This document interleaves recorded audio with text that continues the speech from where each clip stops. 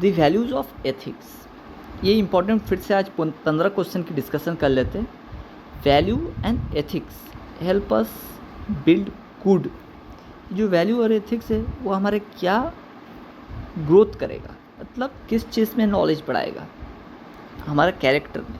तो ये कैरेक्टर वाला जब शब्द आ गया है वैल्यू एंड एथिक्स, तो इसमें गेम्स में क्या वैल्यू और एथिक करेगा?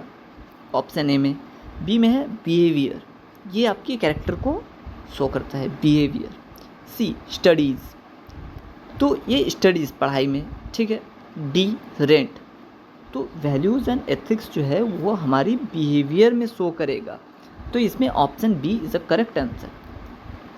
Values decide the person, the dash of the person, ये वैल्यूज़ किस प्रकार की पर्सन को हम लोग को करता है। ये जो पर्सन आ गया, मतलब पर्सन मतलब कैरेक्टर, मैं पहले भी बोला हूँ कैरेक्टर, जो पहला वाला जो क्वेश्चन था वैल्यूज़ एंड एथिक्स में, तो इसमें कैरेक्टर, ऑप्शन ए में है कैरेक्टर, बी में है लैपटॉप, सी में है होम और डी में है सिस्टम। तो ये पर्सन को मतलब लोकेट कर रहे हैं, तो ये पर्सन वाला कैरेक्टर में ही आएगा, तो ये ऑप्शन है। क्योंकि बी ऑप्शन लैपटॉप, ये तो हमारा फ़ोन लैपटॉप उस तरह इलेक्ट्रॉनिक्स आइटम हो गया। सी होम हो गया, तो वो नहीं होगा।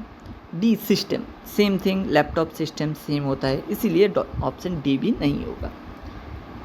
आ जाते हैं उसके बाद थर्ड नंबर में, it is not good to forward dash on the social media, क्या हमारा सही नहीं है सोशल मीडिया में फॉरवर्ड करना। फेक न्यूज़ ऑप्शन ए है, ऑप्शन बी मैसेज है, ऑप्शन सी ग्रेटिंग है, ऑप्शन डी सॉन्ग्स है। तो इसमें हमारी है फेक न्यूज़ मतलब कोई बुरी खबर हमको सोशल मीडिया में नहीं देना चाहिए, तो इसमें ऑप्शन ए होगा। बी इसीलिए नहीं होगा क्योंकि मैसेज किसी को भी भेज सकते हैं। ग्रीटिंग्स मतलब आप किसी को भी अच्छा बोल सकते हैं, विशेस कर सकते हैं, इसीलिए ग्रीटिंग्स भी इसमें नहीं होगा। सॉन्ग्स भी आप सबको दे सकते हैं, तो फेक न्यूज़ देना अनिवार्य है। अब आ जाते हैं फोर्थ नंबर क्वेश्चन में, जो वैल्यूज़ एंड एथिक्स की है। A person who respects and follow the law of a country is a, जो पर्सन रिस्पेक्ट्स और फॉलो करता है लॉ ऑफ अ कंट्री, उसे क्या कहा जाता है? एक ऑप्शन ए में है बिजनेसमैन, ऑप्शन बी में है बैड एम्प्लॉय, ऑप्शन सी में है रिस्पॉन्सिबिलिटी सिटीजन, ऑप्शन डी में है किड्स, स्मॉल किड्स। तो जो पर्सन हमारे रिस्पेक्ट करते हैं लॉ ऑफ अ कंट्री, मतलब रिस्पेक्टफुल पर्सन के बारे में बात बोला जा रहा है, तो रिस्पेक्टफुल पर्सन बिजनेसमैन नहीं होगा इसमें।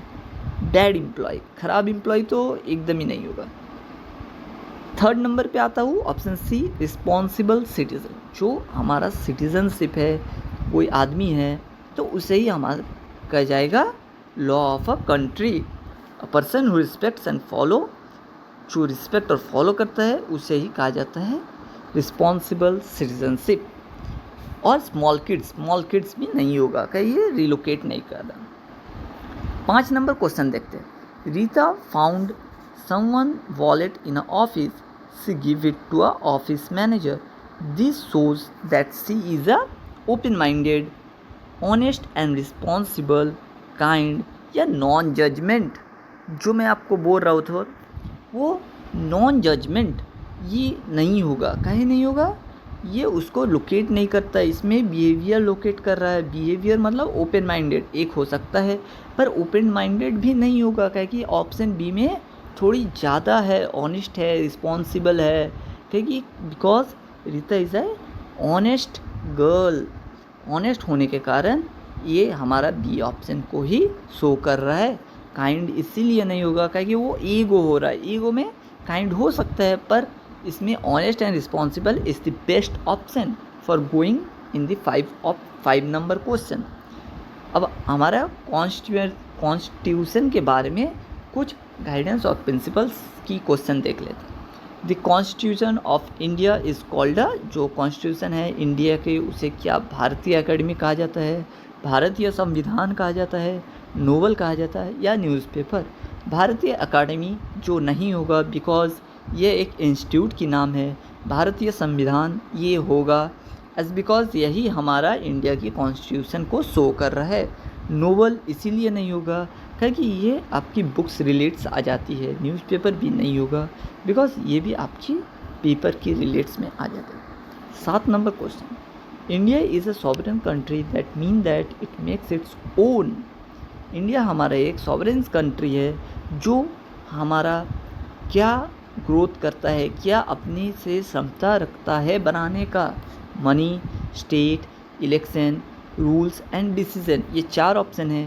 तो ये 4 ऑप्शन में रूल्स एंड डिसीजन होगा। काहे, क्या मनी ये अपने आप नहीं बना सकता, ये एक गठन में बनता है। स्टेट ये भी अपने आप नहीं बन सकता है क्योंकि इंडिया में तो सभी स्टेट ही है। इलेक्शन भी तो एक ही बार होते हैं, वो आपको संविधान के हिसाब से होता है। और रूल्स एंड रेगुलेशन, जो रूल्स और रेगुलेशन है वो ही इंडिया एक सॉवरेन कंट्री है, इसीलिए वो रूल्स एंड डिसीजन को बना सकता है। India constitution is a set of dash of the country. ये जो इंडिया की कॉन्स्टिट्यूशन है वो हमारा जो कंट्री शो कर रहा है ये किस सेट पे कर रहा है, laws and rules, key, tools, language.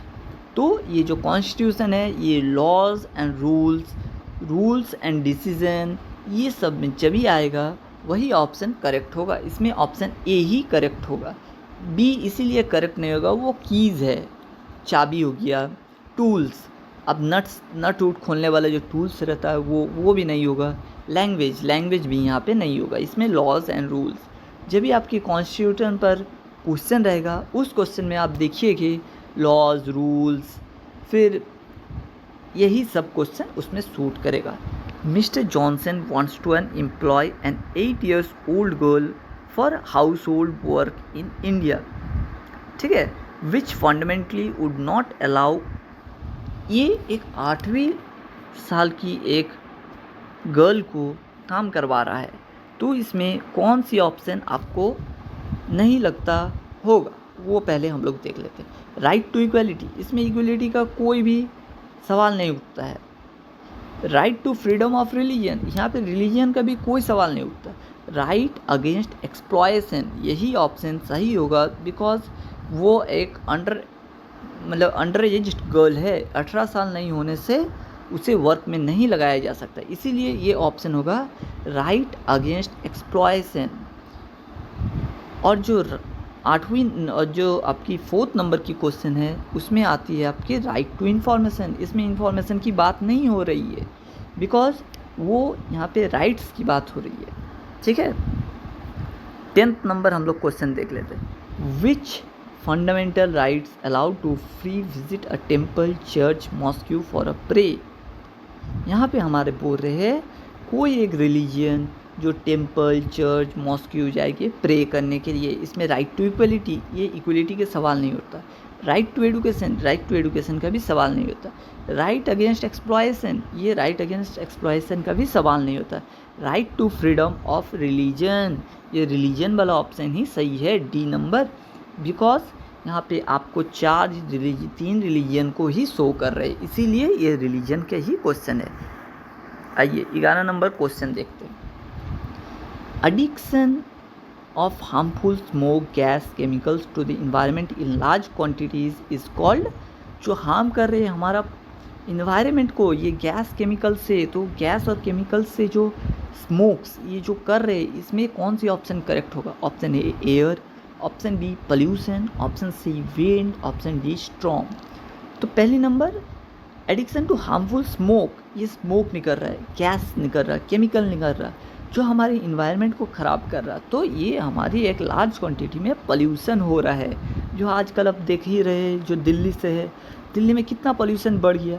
इसमें एयर को नहीं लोकेट करेगा, विंड को नहीं लोकेट करेगा, स्ट्रॉम मतलब जो वो थंडरिंग हो गया, वो सब हो गया, तो वो भी यहाँ पे लोकेट नहीं करेगा। यहाँ पे मेन लोकेशन है पोल्यूशन की। Cutting down of trees for farming and house holding purpose is called, आप पेड़ पौधा काट दे रहे हैं काहे कि आपको घर बनाना है, इसे हम लोग क्या बोलेंगे, रिफॉरेस्टेशन, मतलब फिर से हम लोग फॉरेस्ट को तैयार कर रहे हैं, या डिफॉरेस्टेशन, हम लोग फॉरेस्ट को कट डाउन कर रहे हैं, या एफोरेस्टेशन ये भी होता है आपको जो पेड़ पौधा लगा रहे, फोरेस्टेशन ये भी सेम। तो इसमें डिफॉरेस्टेशन एज बिकॉज आप उसे काट दे रहे हैं फॉरेस्ट को। Releasing chemical waste plastic in a water is called, जो आपको वाटर में केमिकल वेस्ट प्लास्टिक फेंक दे रहे उसे क्या कहा जाएगा? ऑप्शन देख लेते हैं। 1 number sound pollution, 2 number land pollution, 3 number water pollution, 4 number air pollution. ये आपकी आंसर वाटर पॉल्यूशन होगा, एज बिकॉज आपकी क्वेश्चन में ही देख लीजिए वाटर है तो यहाँ भी वाटर, इसीलिए ये वाटर पॉल्यूशन को ही लोकेट कर रहे हैं। 14 नंबर क्वेश्चन देख लेते। Scientists are warning as us that the rise in earth temperature causes, जो अर्थ टेम्परेचर को जो कॉज कर रहा है, ये किस चीज़ के लिए कॉज कर रहा है? डिफॉरेस्टेशन, मतलब पेड़ पौधा काटने के कारण, लैंडस्लाइडिंग या पॉल्यूशन या ग्लोबल वार्मिंग। तो ये जो टेम्परेचर को राइज कर रहे हैं, अर्थ के बात आ रहा है, earth relates to a global warming. आप क्वेश्चन को पढ़ के समझिए, पढ़ के 4 ऑप्शन को देख के आपको वहीं से मिलने में आएगा कौन सा सही है कौन सा गलत है। आधा क्वेश्चन के अंदर ही आंसर छुपी हुई रहती है। अर्थ को रिलेट कर रहा है तो it's a global warming. Sam avoids use of plastic and chemical fertilisers, he is practising a, जो केमिकल प्लास्टिक्स और केमिकल फर्टिलाइजर्स को अवॉइड कर रहा, ये किस चीज़ में हमारा आता है? Option A green lifestyle, option B modern lifestyle, option C busy lifestyle, option D unhealthy lifestyle. तो इसमें ग्रीन लाइफस्टाइल को ही ये कर रहा है, क्योंकि मॉडर्न आप घर में रहते हैं, ये सब इसमें लोकेट नहीं करेगा। ठीक है, तो इसी से और भी समझने के लिए मेरे चैनल को लाइक, सब्सक्राइब और शेयर करना ना भूलें। धन्यवाद।